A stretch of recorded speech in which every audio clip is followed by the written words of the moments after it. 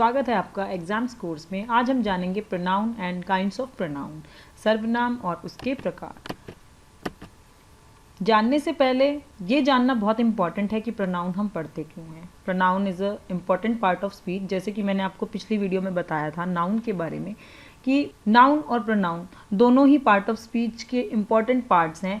क्यों? क्योंकि कोई भी जो वाक्य होता है, कोई भी सेंटेंस होता है, तो उसमें जो सब्जेक्ट होता है वो नाउन या प्रोनाउन होता है। अब प्रोनाउन की नीड क्यों होती है? मान लीजिए एक पैराग्राफ है या फिर एक व्यक्ति के बारे में हम बहुत सी बातें बोल रहे हैं। Ravi is a very hard working boy, Ravi is good at studies as well as in sports, Ravi's brother admire Ravi. तो यहाँ पर बार बार हम जो रवि का यूज़ कर रहे हैं तो वो अच्छा नहीं लग रहा। उस एक रवि को रिप्लेस करके हम प्रोनाउन लगाएंगे, जिससे कि जो सेंटेंस है वो इफ़ेक्टिव भी लगे और हमें बार बार इस पर्टिकुलर प्रॉपर नाउन का यूज़ ना करना पड़े। बार बार हम एक ही चीज़ अगर हम बात भी करते हैं तो बोलें कि रवि एक बहुत ही मेहनती लड़का है, रवि स्टडीज़ में भी अच्छा है, स्पोर्ट्स में भी अच्छा है, रवि का ब्रदर रवि को एडमायर करता है। तो ये एक तरीके से बार बार हम नाउन को यूज़ कर रहे हैं। लेकिन प्रोनाउन को क्यों हमें यूज़ करना चाहिए? क्योंकि बार बार हमें उस पर्टिकुलर नेम को यूज़ ना करना पड़े, तो उसके लिए हम उसकी जगह पर उसे रिप्लेस कर देते हैं प्रोनाउन से। So a pronoun is a word that is used instead of a noun. सर्वनाम एक ऐसा शब्द होता है, प्रोनाउन एक ऐसा वर्ड है जिसे हम यूज़ करते हैं नाउन के बदले। तो यहाँ पर अगर हम देखें, Ravi is a very hard working boy, first sentence से हमें पता लगता है कि रवि एक बहुत ही मेहनती लड़का है। तो सेकंड सेंटेंस में Ravi is good at studies as well as in sports, हम रवि की जगह प्रोनाउन ही यूज़ कर सकते हैं। और रवि's ब्रदर एडमायर रवि, रवि का ब्रदर एडमायर करता है रवि को, तो हम ये भी लिख सकते हैं कि रवि's ब्रदर एडमायर हिम। तो प्रोनाउन यूज़ करने से सेंटेंस चेंज हो गया और बार बार हमें उस पर्टिकुलर नाउन का यूज़ नहीं करना पड़ा। तो प्रोनाउन एक ऐसा वर्ड है जिसे हम यूज़ करते हैं नाउन के जगह पर। Next is antecedent. The noun which is replaced by a pronoun is known as its antecedent. Antecedent क्या है? इसे हिंदी में पूर्व पद भी बोला जाता है। वो नाउन जिसे रिप्लेस किया जाता है प्रोनाउन से, यानी कि जो संज्ञा शब्द जिसे रिप्लेस किया जाता है प्रोनाउन से, वो उसका एंटीसीडेंट होता है। लाइक एक एग्जांपल भी मैं आपको बताती हूँ। The astronaut could not remember where he parked. इस सेंटेंस में द एस्ट्रोनॉट जो है वो एंटीसीडेंट है, क्योंकि एस्ट्रोनॉट के लिए जो वर्ड यूज़ किया गया है प्रोनाउन के लिए वो है ही। The astronaut could not remember, astronaut को याद ही नहीं था कि उसने कहाँ पार्क किया, तो ही प्रोनाउन यूज किया गया किसकी जगह पर? एस्ट्रोनॉट की जगह पर। तो जो नाउन रिप्लेस किया जाता है प्रोनाउन से, क्योंकि यहाँ पर एस्ट्रोनॉट को रिप्लेस किया गया है प्रोनाउन से, तो वो एंटीसीडेंट है। Now kinds of pronoun, pronoun के प्रकार। सबसे पहला जो होता है पर्सनल प्रोनाउन, इसे हिंदी में पुरुषवाचक सर्वनाम भी बोलते हैं। The pronouns that come in the place of people, animals और things are called personal pronouns. Pronoun जो कि हम लोगों के, एनिमल्स के और थिंग्स के जगह पर यूज़ करते हैं, उन्हें पर्सनल प्रोनाउंस बोलते हैं। अब लोगों के लिए हम I, me, she, her, he, him, you ये सब यूज़ करते हैं। ऐसे ही जो थिंग्स हो गई उनके लिए इट भी लगाते हैं। तो ये सभी एग्जाम्पल्स जो हैं वो पर्सनल प्रोनाउन के हैं, लेकिन इसमें कैटेगरी 3 डिवाइड होती हैं, क्योंकि पर्सनल प्रोनाउन उनके लिए यूज़ होते हैं। एक जो स्पीकर होता है, बोलने वाला, सेकंड जो सुनने वाला होता है, लिसनर होता है, और थर्ड होता है थर्ड पर्सन। क्योंकि जो पर्सनल प्रोनाउन है वो डिवाइडेड है 3 पार्ट्स में। उसमें फर्स्ट पर्सन होता है, सेकंड पर्सन होता है और थर्ड पर्सन होता है। तो पर्सनल प्रोनाउन को यूज़ किया जाता है किनके लिए? एक तो जो बोलने वाला है, स्पीकर होता है, दूसरा सुनने वाला, और तीसरा जो थर्ड पर्सन है। अगर किसी थर्ड ही पर्सन के बारे में बात हो रही है तो वो थर्ड पर्सन में आता है। अब इसकी कैटेगरीज भी हम इसको अच्छे से आपको एक्सप्लेन करेंगे। सो यहाँ तो मैंने आपको एग्जांपल्स बता दिए कि पीपल, एनिमल्स और थिंग्स के लिए जो प्रोनाउंस यूज़ होते हैं वो पर्सनल प्रोनाउंस होते हैं। Like I, me, she, her, ही, हम, हिम, ये सब पर्सनल प्रोनाउंस है। Personal pronouns stand for 3 person. जैसे कि मैंने आपको बताया कि जो पर्सनल प्रोनाउन है वो 3 पर्सन की कैटेगरी में डिवाइड होते हैं। The first person is related to the person who is speaking. पहला पर्सन उससे संबंधित होता है वो व्यक्ति जो कि बोल रहा है। आपको इस चीज़ को मैं बड़े सिंपली तरीके से समझाती हूँ कि अगर कोई बोल रहा है तो बोलने वाला या तो मैं होंगी या हम होंगे। इट मीन्स अगर कोई बोल रहा है तो बोलने वाले में या तो मैं होंगी, या मेरे साथ अगर कोई और बोल रहा है तो हम हो जाएंगे, वी हो जाएगा। तो फर्स्ट पर्सन हमेशा जो रिलेटेड होता है वो उस पर्सन से रिलेटेड होता है जो कि बोल रहा है, और बोलने में या तो मैं या हम, आई, वी, आर, मी, ये सब पर्सनल प्रोनाउंस के फर्स्ट पर्सन में आएंगे। जैसे कि मैंने आपको बताया कि फर्स्ट पर्सन में हमेशा वही पर्सन आएगा जो कि बोल रहा है। सेकंड पर्सन रिलेटेड होता है लिसनर से, सुनने वाले से। अब अगर बातचीत हो रही है, मैं बोल रही हूँ, तो सुनने वाले आप होंगे, तुम होंगे। तो हमेशा जो लिसनर रहता है, जो सेकंड पर्सन रहता है, वो यू और योर। तो सेकंड पर्सन रिलेटेड है उस पर्सन से जो कि लिसनर होता है। Third person is related to the person और थिंग स्पोकन अबाउट और अदर्स। थर्ड पर्सन रिलेटेड है उस पर्सन या थिंग से जिसके बारे में बात की जा रही है, या फिर वो अदर में आ जाता है, किसी तीसरे ही व्यक्ति के बारे में। मान लीजिए मैं और आप बात कर रहे हैं, तो हम किसी तीसरे ही व्यक्ति के बारे में बात करें, he is an intelligent boy, they are playing, तो इसमें हम थर्ड पर्सन के बारे में, किसी अलग ही तीसरे व्यक्ति के बारे में बात कर रहे हैं कि वे खेल रहे हैं, वह खेल रहा है, तो ये तीसरा पर्सन हो गया। क्योंकि अभी तक बात हो रही थी आपके और मेरे बीच, मैं बोलने वाली हो गई, तो आई, वी स्पीकर हो गया, ये फर्स्ट पर्सन हुआ। सेकंड पर्सन हमेशा सुनने वाला होगा, यू, योर। और थर्ड पर्सन जब बात की जाएगी किसी थर्ड पर्सन के बारे में ही, इसमें आते हैं ही, शी, इट, दे, एक्सेट्रा। तो ये हमेशा ध्यान रखना पड़ता है, कई लोग कंफ्यूज हो जाते हैं इसमें कि पर्सनल प्रोनाउन जो है वो भी 3 कैटेगरी में डिवाइड है, first person, second person, third person. First person होता है हमेशा बोलने वाला, स्पीकर, सेकंड पर्सन लिसनर, और थर्ड पर्सन होता है कोई ऐसा व्यक्ति या वस्तु जिसके बारे में बात की जा रही है। यहाँ पर मैंने आपको एक चार्ट में बता भी रखा है कि फर्स्ट पर्सन सिंगुलर में आई, मी।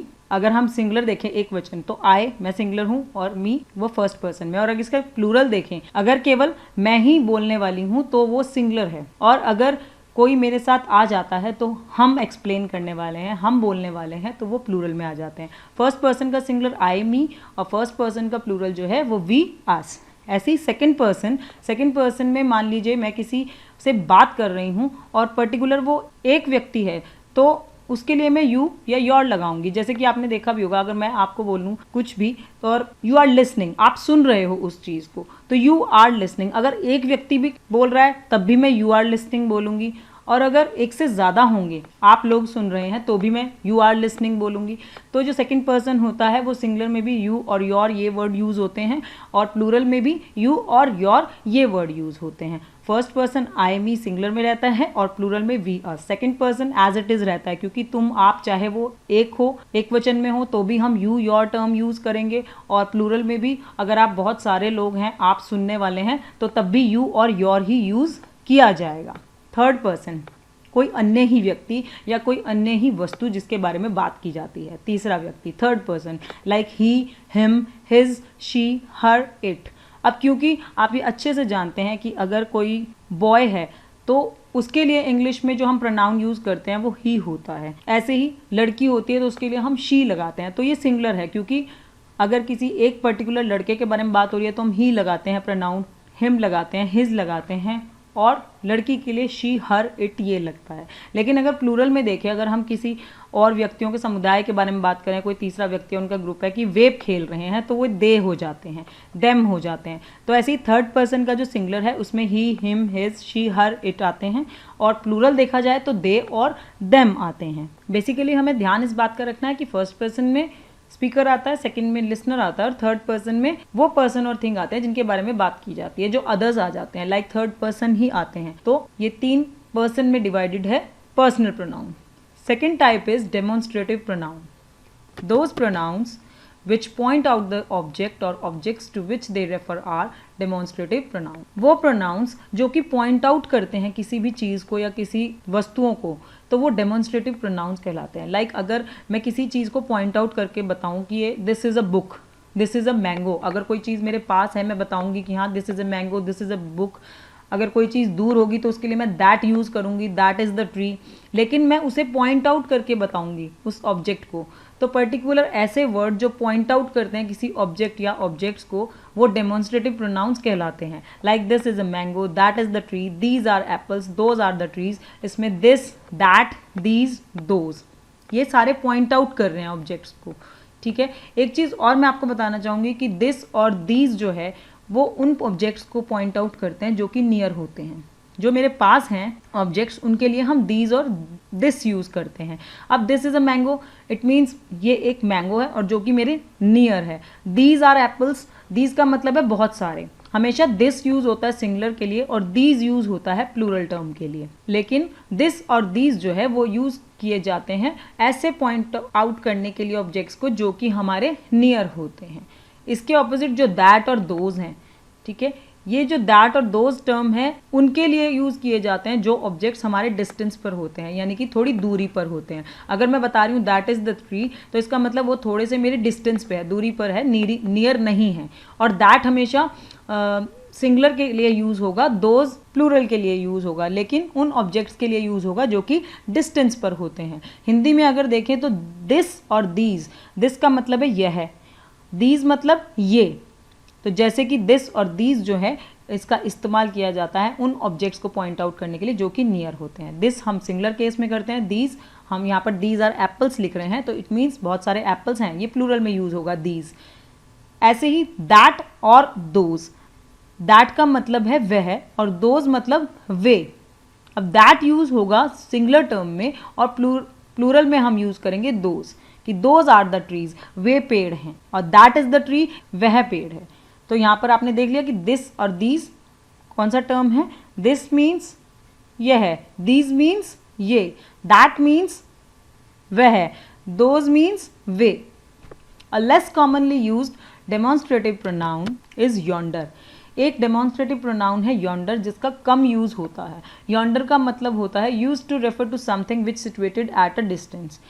उसको हम तब यूज़ करते हैं कोई ऐसी चीज़ जो कि थोड़े डिस्टेंस पर हो, जो कि सिचुएटेड है थोड़े डिस्टेंस पर। तो यॉन्डर भी कभी कभार डेमोन्स्ट्रेटिव प्रोनाउन में यूज़ होता है। जैसे कि यहाँ पर आपको एग्जाम्पल दे रखा है, what light through yonder breaks. तो यहाँ पर ये यॉन्डर का मतलब ये है कि कोई भी, यहाँ पर लाइट की बात हो रही है, तो what light through yonder breaks, yonder का मतलब ही यही है कि जो चीज़ थोड़े डिस्टेंस पर सिचुएटेड होती है। तो ये भी एक डेमोन्स्ट्रेटिव प्रोनाउन है। नेक्स्ट काइंड है प्रोनाउन का indefinite pronoun. It is a pronoun that doesn't refer to a specific definite person और thing.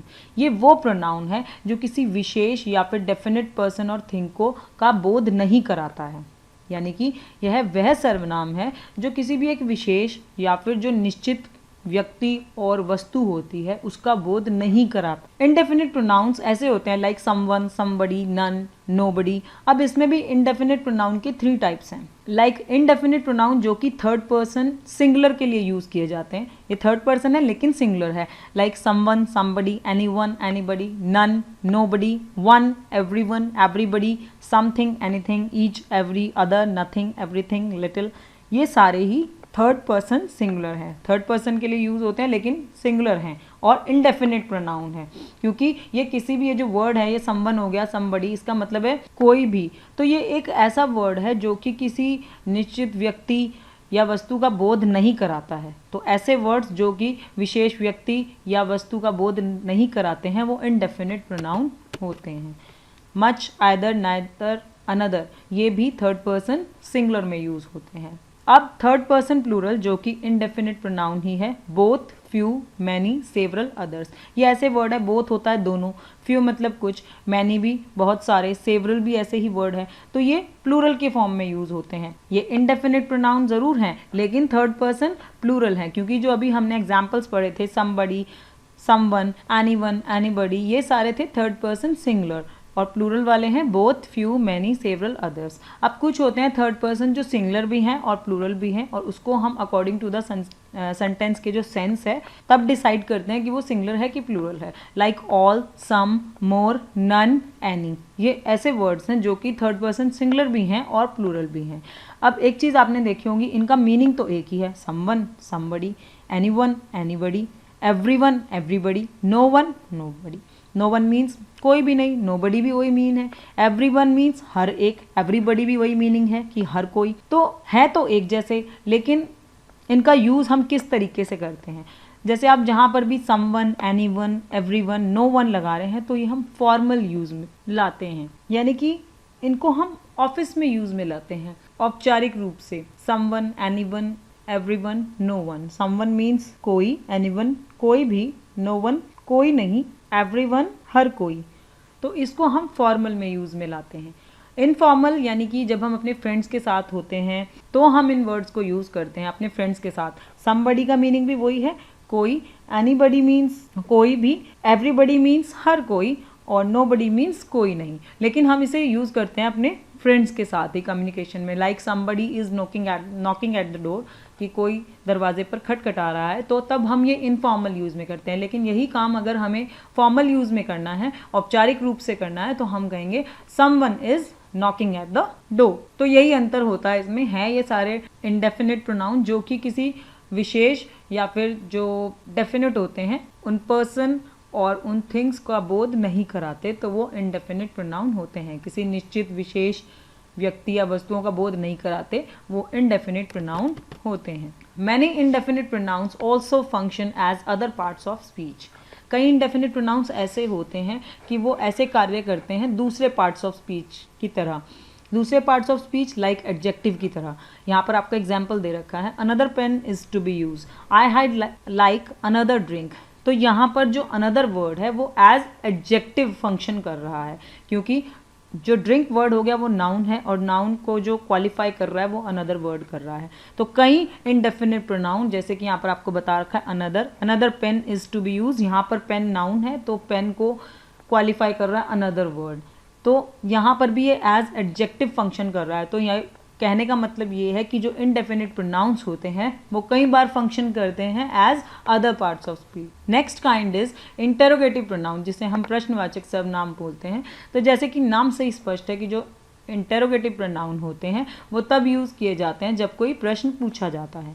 N interrogative pronoun is use to ask a question. जब किसी नाउन के प्रश्न पूछे जाने के लिए एक वर्ड यूज़ किया जाता है नाउन के बारे में, तो वो इंटेरोगेटिव प्रोनाउन होता है, क्योंकि जो प्रश्नवाचक सर्वनाम है, जो इंटेरोगेटिव प्रोनाउन होता है, उसका यूज़ किया जाता है कोई भी क्वेश्चन आस्क करने के लिए। Like what is that, who is there, whose is that book, which is your pen. तो यहाँ पर व्हाट, हु, हुज, विच, ये सारे जो क्वेश्चन वर्ड्स हैं ये इंटेरोगेटिव प्रोनाउन हैं। Remember that when framing questions. अब आपको कुछ पॉइंट्स बताए जा रहे हैं जब आप क्वेश्चंस को बनाते हैं, तो वो आपको याद रखने हैं। Who, whom and whose are used for persons only. हमेशा हु, हुम और हुज। हु मीन्स कौन, हुम मीन्स किसको, हुज मीन्स किसका। ये जो वर्ड्स हैं ये यूज़ किए जाते हैं पर्सन्स के लिए, व्यक्तियों के लिए ही हमेशा यूज़ किए जाते हैं, हु, हुम और हुज। हमेशा क्वेश्चंस फ्रेम करते समय हमें ये बात ध्यान रखनी चाहिए। Which and what are used for asking question about things. जब हम वस्तुओं के बारे में कोई क्वेश्चन पूछते हैं तो उसमें विच, जैसे कि कौन सी, which is that book, which is your favourite movie. तो हमेशा जब भी थिंग्स के बारे में क्वेश्चंस पूछते हैं तो विच और व्हाट का यूज़ किया जाता है। Which is sometimes used for asking about a particular person और थिंग। कई बार विच का जो यूज़ है वो हम किसी विशेष पर्सन और थिंग के लिए भी करते हैं। ऐसा नहीं है कि विच केवल थिंग्स के लिए ही यूज़ किया जाता है, विच किसी पर्सन के लिए भी यूज़ कर सकते हैं। Next kind is distributive pronoun. Pronouns that show that people और थिंग्स आर टेकन सिंगली और in separate groups are called distributive pronouns. Distributive pronouns वो होते हैं जो कि शो करते हैं पीपल और थिंग्स को सिंगली लेना या फिर सेपरेट ग्रुप्स में लेना, तो वो हमेशा डिस्ट्रीब्यूटिव प्रोनाउन माने जाते हैं। ऐसे सर्वनाम जो कि लोगों और वस्तुओं के लिए जिनको दिखाया जाता है सिंगली या फिर सेपरेट ग्रुप में, तो वो डिस्ट्रीब्यूटिव प्रोनाउंस होते हैं। ये हमेशा सिंगुलर ही होते हैं क्योंकि ये वर्ड्स ही ऐसे हैं कि ये हमेशा सिंगुलर ही रहते हैं and are therefore followed by the verb in the singular, और हमेशा इसे फॉलो किया जाता है वर्ब से सिंगुलर में। लाइक एग्जाम्पल है each of the boxes was opened. यहाँ पर ये कहा गया है कि जितने भी बॉक्सेस थे उसमें से हर एक ओपन्ड था, तो हर एक ओपन्ड था, इट मीन्स यहाँ पर बात हो रही है हर एक की। ईच मतलब सिंगुलर, कि जितने भी बॉक्सेस थे उसमें पर्टिकुलर जो हर एक बॉक्स था वो ओपन्ड था। तो यहाँ पर ईच वर्ड जो है वो डिस्ट्रीब्यूटिव प्रोनाउन है क्योंकि ये शो कर रहा है यहाँ पर जो बॉक्सेस वर्ड है तो ये शो कर रहा है एक सेपरेट ग्रुप, जिसे कि जो ईच वर्ड है वो सिंगली दिखा रहा है कि बॉक्सेस जो थे उनमें से हर एक बॉक्स जो है वो ओपन्ड था। तो ईच वर्ड जो है वो सिंगुलर है और वो ये दिखा रहा है कि बॉक्सेस में से हर एक जो बॉक्स था वो ओपन्ड था। तो जैसे कि मैंने आपको बताया कि प्रोनाउंस जो कि पीपल और थिंग्स को लेते हैं सिंगली या फिर सेपरेट ग्रुप्स में, वो डिस्ट्रीब्यूटिव प्रोनाउंस होते हैं। I enjoy every minute of my life, मैं एन्जॉय करती हूँ हर मिनट मेरी ज़िंदगी का। तो यहाँ पर बात हो रही है मिनट, यानी कि मेरा जो प्रतिपल है, हर एक मिनट जो है। तो यहाँ पर जो एवरी वर्ड है वो भी सिंगुलर है। तो जैसे कि मैंने आपको बताया डिस्ट्रीब्यूटिव प्रोनाउन जो है हमेशा सिंगुलर होते हैं। Either of the two boys is a footballer, दोनों लड़कों में से कोई एक फुटबॉलर है। तो यहाँ पर भी आइदर, क्योंकि यहाँ पर बात हो रही है कि दो बॉयज में से कोई एक, तो वो भी सिंगुलर वर्ड हो गया। तो the words each, every, either and neither are the distributive pronouns, ये डिस्ट्रीब्यूटिव प्रोनाउंस हैं क्योंकि ये पीपल और थिंग्स को सिंगली लेते हैं या फिर सेपरेट ग्रुप्स में लेते हैं। Next pronoun is reflexive pronoun, a pronoun that indicates that the action of the subject reflects or turns back on the subject itself is called a reflexive pronoun. वह pronoun जो कि indicate करता है कि जो सब्जेक्ट का action है, जो करता है, उसकी जो क्रिया है वो रिफ्लेक्ट करती है और साथ ही वो टर्न बैक करती है कर्ता पर ही, तो वो रिफ्लेक्सिव प्रोनाउन होता है। यानी कि ऐसा प्रोनाउन जो हमें ये एक्सप्रेस करता है कि जो सब्जेक्ट का एक्शन है, जो कर्ता की क्रिया है, वो दोबारा टर्न बैक होकर के सब्जेक्ट पर ही आ रही है, तो वो रिफ्लेक्सिव प्रोनाउन होता है। जैसे कि यहाँ पर हमने बताया you express your self very nicely, तुमने एक्सप्रेस किया खुद को बहुत ही अच्छे तरीके से। He got himself in difficulty, ये वाले सेल्फ वाले होते हैं, लेकिन जो रिफ्लेक्सिव है और एम्फेटिक प्रोनाउन है वो दोनों ही सेल्फ वाले होते हैं। इनमें क्या डिफरेंस है वो भी मैं आपको बताऊंगी। फिलहाल आप ये समझिए कि you express your self very nicely, he got himself in difficulty, उसने अपने आप को डिफ़िकल्टी में डाल दिया। तो इसमें जो हिमसेल्फ और योर सेल्फ वर्ड है ये इंडिकेट कर रहा है कि जो सब्जेक्ट का एक्शन है, जो ही सब्जेक्ट है और यू सब्जेक्ट है, इसका एक्शन है एक्सप्रेस और गॉट, लेकिन ये टर्न बैक किस पर हो रहा है, खुद सब्जेक्ट पर ही हो रहा है, क्योंकि यहाँ पर बात हो रही है कि उसने एक्सप्रेस किया अपने आप को वेरी नाइसली, उसने खुद ही किया ना एक्सप्रेस। तो यहाँ पर you express your self very nicely, he got himself in difficulty. तो ऐसे प्रोनाउन जो कि सब्जेक्ट के एक्शन को टर्न बैक करते हैं सब्जेक्ट पर ही खुद, वो रिफ्लेक्सिव प्रोनाउन होते हैं।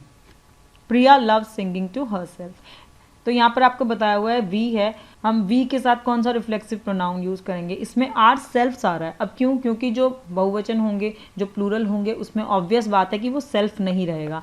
आपने पढ़ा भी होगा सिंगुलर और प्लूरल में अगर सेल्फ होता है SELF, उसका प्लूरल देखा जाए तो SELVES होना चाहिए। तो जितने भी इसमें प्लूरल हैं, लाइक वी है, वी का जो रिफ्लेक्सिव होगा या एम्फेटिक में हम इसे यूज़ करेंगे, जो सेल्फ वाला होगा उसको हम आर सेल्फ्स कर देंगे। ऐसे ही दे का देम सेल्फ्स कर देंगे, बाकी सारे ऐसे ही रहेंगे। आई का माई सेल्फ रहता है, शी का हर सेल्फ रहता है, इट का इट सेल्फ रहता है, यू का योर सेल्फ रहता है। डिपेंड करता है, अगर यू को हम प्लूरल में यूज़ करते हैं तो वो योर सेल्फ्स हो जाता है। एम्फेसाइजिंग और एम्फेटिक प्रोनाउन, नेक्स्ट काइंड है हमारा एम्फेटिक और एम्फेसाइजिंग प्रोनाउन। इस टर्म को समझाने के बाद मैं दोनों का डिफरेंस आपको क्लियर करूंगी। एम्फेटिक को एम्फेसाइजिंग प्रोनाउन भी बोलते हैं। Pronouns which are used with noun और pronoun for emphasise are called emphatic pronouns. वो प्रोनाउंस जिनका यूज़ किया जाता है या तो नाउन के साथ या प्रोनाउन के साथ, और उसका इस्तेमाल किया जाता है किसी चीज़ को एम्फेसाइज करने के लिए, स्ट्रेस के लिए, किसी एक चीज़ को बहुत एम्फेसाइज करके बताना होता है, तो वो एम्फेटिक प्रोनाउंस होते हैं। They are used for putting emphasise on the subject. ये क्या करते हैं, ये सब्जेक्ट पर ही एम्फेसाइज डालते हैं। उसमें मैंने आपको बताया था रिफ्लेक्सिव में जो सब्जेक्ट का एक्शन होता है वो टर्न बैक होकर के वापस सब्जेक्ट पर ही आ जाता है, लेकिन जो एम्फेसाइजिंग प्रोनाउन या फिर एम्फेटिक प्रोनाउन होते हैं इनका इस्तेमाल किया जाता है किसी सब्जेक्ट पर एम्फेसाइज डालने के लिए।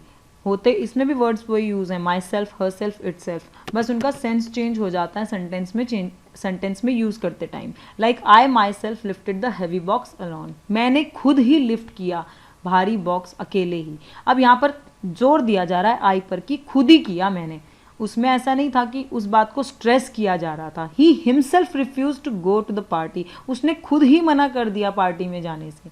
तो यहाँ पर ही यानी कि इस पे एम्फेसाइज डाला जा रहा है, इस प्रोनाउन पर एम्फेसाइज डाला गया है कि वो खुद ही रिफ्यूज कर रहा है पार्टी में जाने के लिए। The principal himself patted me for coming first in the class, principal ने खुद ही मुझे शाबाशी दी, मेरी पीठ थपथपाई फर्स्ट क्लास में आने के लिए। तो यहाँ पर माई सेल्फ हिमसेल्फ जो हैं वो स्ट्रेस डाल रहे हैं किस पर, सब्जेक्ट पर। फर्स्ट सेंटेंस में आई पर, सेकंड में ही पर और थर्ड में द प्रिंसिपल पर।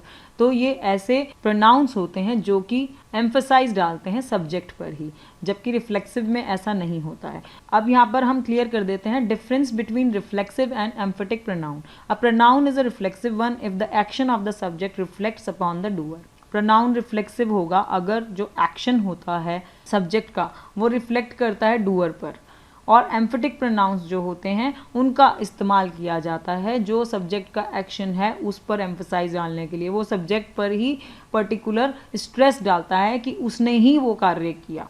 एक एग्जाम्पल से बहुत अच्छे से क्लियर हो जाएगा आपको, और इसमें एक पहचान भी मैं आपको बताऊंगी जिससे आप क्लियर कर सकते हो कि कौन से रिफ्लेक्सिव होते हैं और कौन से एम्फेटिक होते हैं।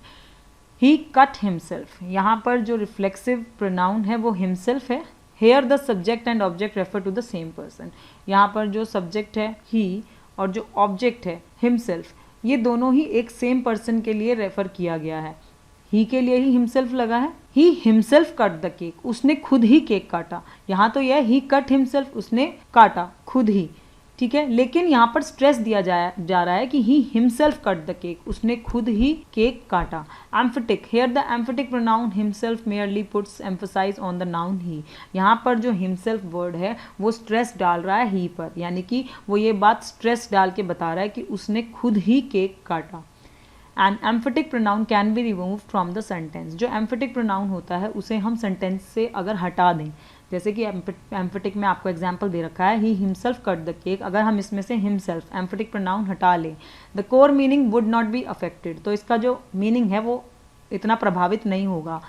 हिमसेल्फ हटा लेंगे तो बन जाएगा ही कट द केक, उसने केक काटा। और reflexive pronoun on the other hand is indispensable, जबकि जो रिफ्लेक्सिव प्रोनाउन होता है वो बहुत ही अनिवार्य है, सब उसमें रहना, सेंटेंस में रहना अनिवार्य रहता है। अगर हम उसे रिमूव कर देंगे तो वाक्य का जो कंप्लीट सेंस है वो बनेगा ही नहीं अगर हम रिफ्लेक्सिव प्रोनाउन को हटा देंगे। जो फर्स्ट सेंटेंस है ही कट हिमसेल्फ, अगर हम इसको सेंटेंस बनाते हैं ही कट हिमसेल्फ द केक, तो यहाँ पर अगर हम एम्फेटिक प्रोनाउन में देखें, अगर हम एम्फेटिक प्रोनाउन में हिमसेल्फ को रिमूव कर लें तो ही कट द केक हो जाएगा। इट मीन्स इसका कोर मीनिंग जो है वो अफेक्टेड नहीं होगा, ही कट द केक सेंस बन जाएगी। लेकिन अगर ये जो वर्ड है ही कट हिमसेल्फ, ये सेंटेंस में अगर हम वर्ड हिमसेल्फ को रिमूव कर दें तो ही कट ये बनेगा कि उसने काटा। क्या काटा ये नहीं पता, यानी कि ये जो सेंस है इसका कंप्लीट सेंस वो नहीं बनेगा। अगर हम रिफ्लेक्सिव प्रोनाउन को हटा देते हैं तो सेंटेंस का कंप्लीट सेंस नहीं निकलता है। तो यहाँ से हम पहचान सकते हैं, जहाँ पर आपको सेल्फ दिया जाए तो आप वो सेल्फ वाला जो वर्ड है उसको रिमूव करके देख लीजिए। अगर रिमूव करके उसका कंप्लीट सेंस नहीं आता तो वो रिफ्लेक्सिव प्रोनाउन है, और अगर उसका मीनिंग जो है वो अफेक्टेड नहीं होता तो वो एम्फेटिक प्रोनाउन है। यहाँ पर आपको कंपैरिजन भी दिखा रखा है, ही himself cut the cake, he cut the cake. यहाँ पर कोर मीनिंग चेंज नहीं हुआ। अगर मैंने हिमसेल्फ यहाँ से हटा लिया, एम्फेटिक प्रोनाउन हटा लिया, तो कोर मीनिंग जो है वो बिल्कुल नहीं बदला जब हम एम्फेटिक प्रोनाउन को रिमूव करते हैं। लेकिन जब हम ही कट हिमसेल्फ, इसमें से हम हिमसेल्फ रिमूव कर लेते हैं, ही कट उसने काटा, क्या काटा, what. In the second sentence the meaning changes और बिकम्स इनकम्प्लीट। सेकेंड सेंटेंस जो कि ही कट हिमसेल्फ है, इसमें अगर हम हिमसेल्फ रिमूव कर लेते हैं तो मीनिंग चेंज हो जाता है और ये इनकम्प्लीट हो जाता है। ही कट आगे इनकम्प्लीट हो गया जब हम रिफ्लेक्सिव प्रोनाउन को हटा देंगे। तो इस चीज़ से हम बहुत अच्छे से पहचान सकते हैं कि रिफ्लेक्सिव और एम्फेटिक प्रोनाउन कौन से होते हैं। Eighth kind is possessive pronoun. Pronouns that show possession or ownership are called possessive pronouns. Pronouns जो कि ownership के लिए यूज़ किए जाते हैं, like जैसे कि मैं अपना कार्य खुद करूँगी, I will do my work my own। तो यहाँ पर जो my word है वो possessive pronoun है, क्योंकि यहाँ पर मैं अपने की बात कर रही हूँ। ऐसे ही अगर मैं कह दूँ कि वह अपना कार्य खुद करेगा, he will do his work, तो जो pronouns ownership के लिए, possession के लिए यूज़ किए जाते हैं वो possessive pronouns होते हैं। इसका भी एक चार्ट है जिससे कि आपको समझ आ जाता है कि if there is a sentence, उसमें सब्जेक्ट प्रोनाउन अगर आई है जो कि फर्स्ट पर्सन सिंगुलर है, तो इसमें ऑब्जेक्ट प्रोनाउन क्या रहेगा। अगर प्रोनाउन का ऑब्जेक्ट लगाना है, एज एन ऑब्जेक्ट लगाना है, तो हम उसको मी के रूप में यूज़ करेंगे। लेकिन अगर हम उसका पोजेसिव लगाएंगे तो वो माइन होगा।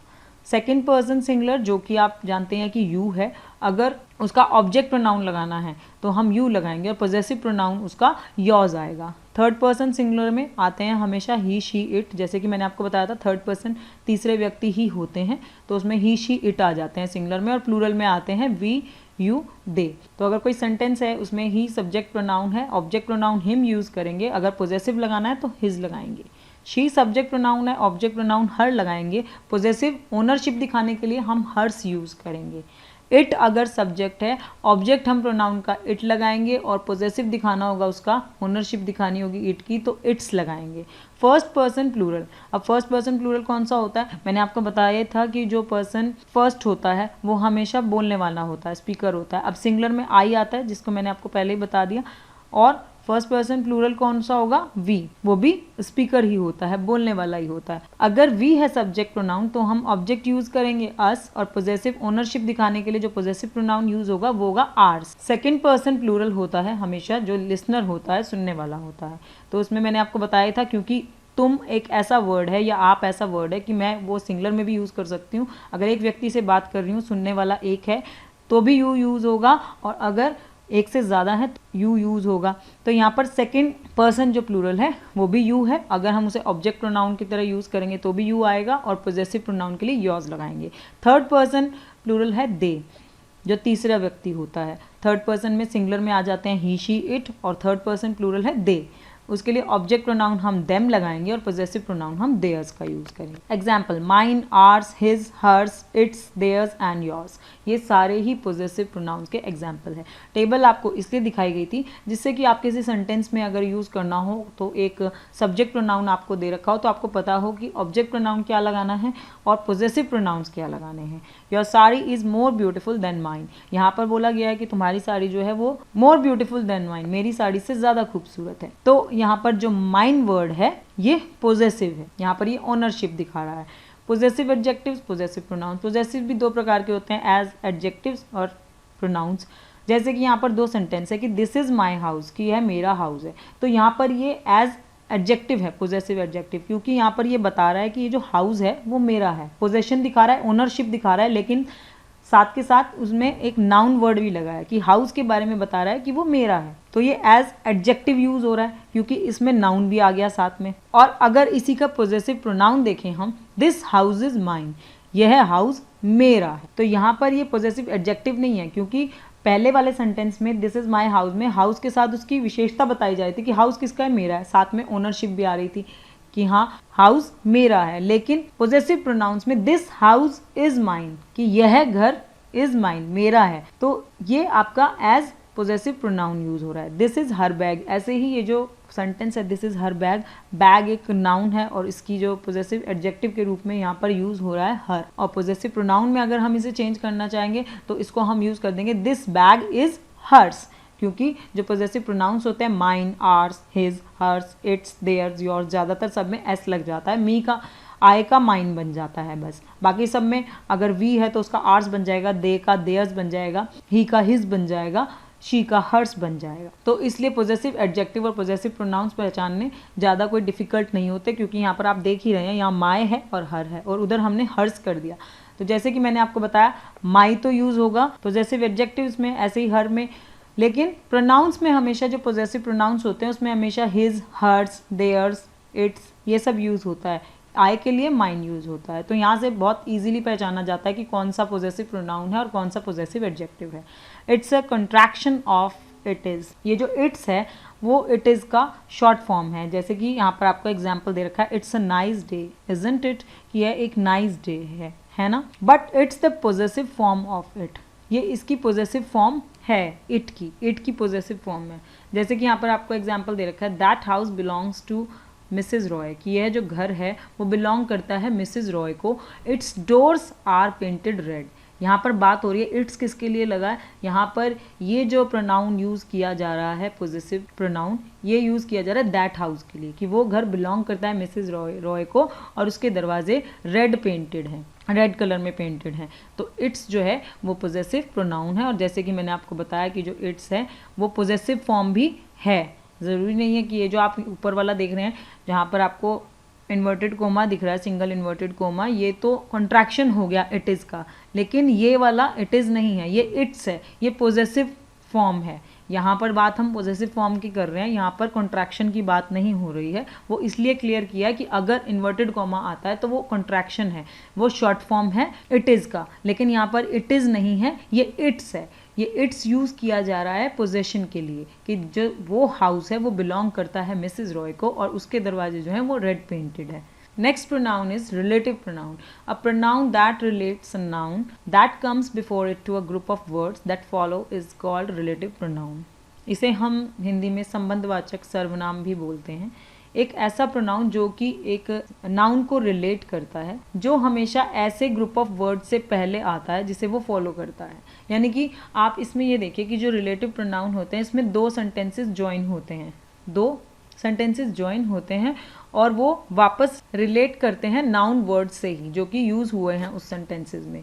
तो जैसे कि यहाँ पर आपको एग्जांपल दे रखा है, the women who you were talking two is my teacher. वह औरत जिसके बारे में तुम बात कर रहे हो वो मेरी टीचर है। तो यहाँ पर जो प्रोनाउन हु है वो रिलेट करता है उस नाउन को, या फिर हम ये भी कह सकते हैं कि जो नाउन वर्ड इसमें वुमेन दे रखा है तो ये वुमेन को ही रिलेट कर रहा है कि वह वुमेन जिसके बारे में तुम बात कर रहे हो वो मेरी टीचर है। तो हु वर्ड किसको रिलेट कर रहा है? उसी नाउन वर्ड को रिलेट कर रहा है और ये साथ ही साथ नाउन को फॉलो भी कर रहा है।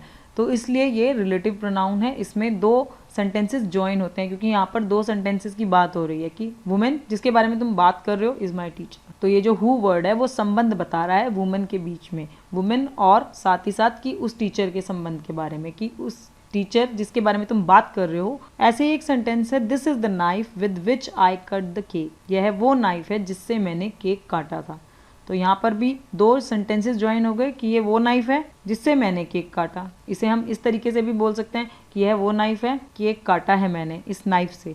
तो इन दो वर्ड्स को अगर हम कंबाइन करेंगे तो इसमें हम विच लगा देंगे कि यह वो नाइफ है जिससे मैंने केक काटा। अगर हम इसको अलग अलग करके देखेंगे कि यह नाइफ है, नाइफ से मैंने केक काटा। इन दो वर्ड्स को अगर हमें दो सेंटेंसेस को ज्वाइन करना होगा तो हम विच लगा के ज्वाइन करेंगे। तो विच वर्ड एक ऐसा है जो कि संबंध बताएगा, जो कि रिलेशन बताएगा नाइफ का केक से, कि हाँ ये वो नाइफ है जिससे मैंने केक को कट किया था। ऐसे ही पहले सेंटेंस में संबंध बताया गया था वुमेन का टीचर से, कि वुमेन जिसके बारे में बात की जा रही है वो मेरी टीचर है। तो इस तरीके से ये जो दो सेंटेंसेस जुड़ते हैं और जिस वर्ड के द्वारा वो जुड़ते हैं, जो रिलेट करते हैं नाउन वर्ड को, वो रिलेटिव प्रोनाउन होते हैं। इसे हिंदी में संबंधवाचक सर्वनाम भी बोलते हैं। एग्जाम्पल इसमें ऐसे वर्ड्स आ जाते हैं हु, हुज, हुम, विच एंड दैट। ये सारे वर्ड्स जो हैं वो रिलेट करते हैं नाउन को ही। ऐसे सेंटेंसेस जो कि एक तो टू जॉइंट सेंटेंसेस हो और साथ ही साथ वो रिलेट करते हों उस सेंटेंस में जो प्रयोग नाउन हुआ है उसको रिलेट करते हो, तो वो रिलेटिव प्रोनाउन कहलाते हैं। रेसिप्रोकल प्रोनाउन, ये लास्ट आपका प्रोनाउन का काइंड है। Reciprocal pronoun, it is a pronoun that denote mutual action. ये एक ऐसा सर्वनाम है जो कि एक्सप्रेस करता है म्यूचुअल एक्शन, आपसी क्रिया या परस्पर क्रिया को। It is use to indicate that two or more people are carrying out or have carried out an action of some type with both receiving the benefits or consequences of that action simultaneously. तो ये इसलिए इस्तेमाल किया जाता है, ये indicate करने के लिए कि दो या दो से अधिक व्यक्ति जो हैं वो एक ही एक्शन या सेम टाइप का जो एक्शन है वो कर रहे हैं और दोनों को वही सेम बेनिफिट्स और कंसिक्वेंसेस, परिणाम मिल रहे हैं उस क्रिया के कारण, साथ साथ ही मिल रहे हैं। मतलब एक बार आप फिर से इस बात को समझिए कि ये प्रोनाउन तब यूज़ किया जाता है ये एक्सप्रेस करने के लिए कि दो या दो से अधिक व्यक्ति जो हैं वो एक ही टाइप का काम कर रहे हैं, एक ही टाइप की क्रिया कर रहे हैं और दोनों ही सेम टाइप के बेनिफिट्स, जो लाभ है और जो परिणाम है वो प्राप्त कर रहे हैं उस क्रिया से साथ साथ ही। जैसे कि आपको मैं एक एग्जाम्पल देती हूँ कि A is talking with B and B is talking with A। बात यहाँ पर हो रही है कि A B से टॉक कर रहा है, बात कर रहा है, और B A से टॉक कर रहा है। तो अगर हम इसको चाहें तो इस टाइप से भी बना सकते हैं कि दोनों आपस में एक दूसरे से बात कर रहे हैं। हम ये भी कह सकते हैं कि A and B are talking to each other. तो ये जो ईच अदर वर्ड है ये एक्सप्रेस कर रहा है कि दोनों व्यक्ति आपस में एक दूसरे से बात कर रहे हैं, एक्शन क्या कर रहे हैं, बात ही कर रहे हैं और उन्हें सेम टाइप के जो बेनिफिट्स और कंसीक्वेंसेज हैं वो रिसीव हो रहे हैं साथ साथ ही। तो ऐसे वर्ड्स जो कि इंडिकेट करते हैं कि 2 या 2 से अधिक व्यक्ति जो सेम टाइप का कार्य कर रहे हैं उन्हें सेम बेनिफिट्स और कंसिक्वेंसेस मिल रहे हैं कि नहीं। बात ये आए, टर्म ये है कि एक्शन सेम होना चाहिए। जैसे कि मैंने आपको बताया कि A is talking with B and B is talking with A, तो अगर हम इसको चाहें तो ऐसे लिख सकते हैं कि A and B are talking with each other, एक दूसरे से बात कर रहे हैं। For example Nitya and Mitali always help one another. One another word भी जो है कि नित्या और मिताली जो है वो हमेशा हेल्प करते हैं एक दूसरे की, यानी कि जब नित्या को हेल्प की आवश्यकता पड़ती है तब मिताली करती है, जब मिताली को हेल्प की आवश्यकता पड़ती है तो नित्या करती है, दोनों हेल्प करते हैं। तो एक्शन तो दोनों का सेम एक ही हो गया ना, और सेम एक टाइप का जो है वो बेनिफिट जो है वो साथ साथ प्राप्त कर रहे हैं किसी एक्शन से। जब नित्या मिताली की हेल्प करती है तो उसे सेम बेनिफिट प्राप्त होता है, मिताली जब नित्या की हेल्प करती है तो उसे वो सेम बेनिफिट प्राप्त होता है। तो ये जो वन अनदर वर्ड है ये एक ऐसा प्रोनाउन है जो इंडिकेट कर रहा है कि 2 या 2 से अधिक लोग जो हैं वो सेम एक्टिविटी सेम एक्शन कर रहे हैं और दोनों को सेम बेनिफिट्स और कंसिक्वेंसेस जो है वो रिसीव हो रहे हैं साइमल्टेनियसली। ऐसे ही they waved goodbye to each other, उन्होंने गुड बाय वेव किया एक दूसरे को। यहाँ पर भी एक दूसरे की बात हुई, यानी कि एक ने दूसरे को किया और दूसरे ने एक को किया। तो यहाँ पर भी जो ईच अदर वर्ड है वो एक्सप्रेस कर रहा है कि वेव्ड किया, दोनों ने किया, एक्शन जो है वो दोनों का सेम था। Reciprocal pronouns are not used with singular pronoun. अब रेसिप्रोकल प्रोनाउंस जैसे कि मैंने आपको शुरू में बता दिया कि ये यूज़ इसलिए किया जाता है, ये इंडिकेट करने के लिए कि 2 या 2 से अधिक लोग जो हैं वो सेम टाइप का एक्शन कर रहे हैं।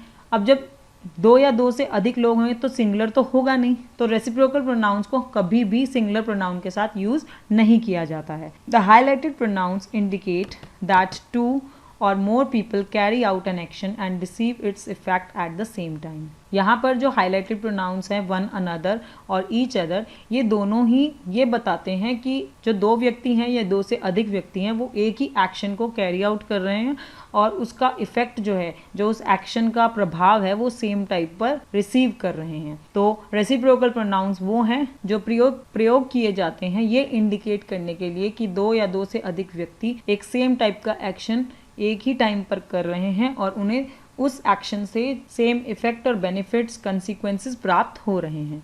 सो ये थे हमारे प्रोनाउन के काइंड्स। इससे आगे हम कुछ प्रोनाउन के रूल्स से रिलेटेड और हम यूज़ कैसे करते हैं, यूज़ ऑफ प्रोनाउंस, आई का प्रोनाउन में कैसे यूज़ होता है, use of we pronoun, use of I pronoun, ये सभी वीडियोज़ हम आगे शेयर करेंगे जिससे कि आपको प्रोनाउन टर्म के बारे में और अच्छे से पता चले और साथ ही साथ इसके रिगार्डिंग जो रूल्स होते हैं उससे रिलेटेड भी वीडियो हम आगे अपलोड करेंगे।